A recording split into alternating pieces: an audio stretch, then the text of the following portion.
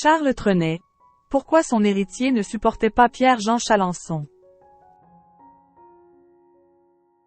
L'héritier de Charles Trenet ne portait pas Pierre-Jean Chalancon dans son cœur. L'antiquaire s'explique dans Chez Jordan. En octobre 2005 paraissait un beau livre consacré à Charles Trenet.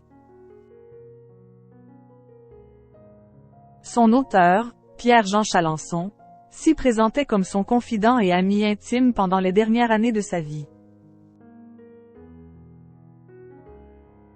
Tous les jours, Charles Trenet lui confiait ses souvenirs. Une traversée du XXe siècle français, depuis les années folles jusqu'à nos jours, précisait la couverture de l'ouvrage préfacé par le chanteur Jacques Higelin. Sur le plateau de TPMP People en 2023, l'antiquaire affirmait avoir rencontré le fou chantant à l'âge de 16 ou 17 ans. Scène serait suivie une histoire passionnelle. On n'a jamais couché ensemble, mais on a essayé une fois. Au bout de 10 minutes, on s'est mis à rire, on s'est pris dans les bras et on s'est embrassé.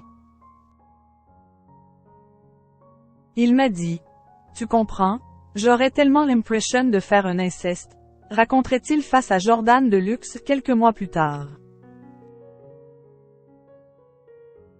Pierre-Jean Chalancon, en froid avec l'héritier de Charles Trenet?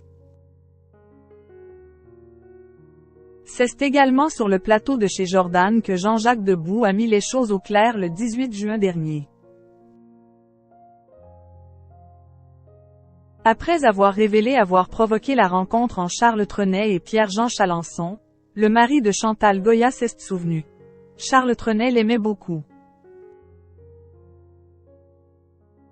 Comme Charles passait sa vie à rire, il avait trouvé en Pierre-Jean Chalancon un public. Pierre-Jean était très content de rire avec Charles Trenet. Cette complicité n'aurait pas du tout été au goût de l'héritier de Charles Trenet, selon l'invité de Jordan Deluxe. Ça n'amusait pas le secrétaire de Charles, Georges El Assidi, son héritier. Il ne supportait pas Pierre-Jean.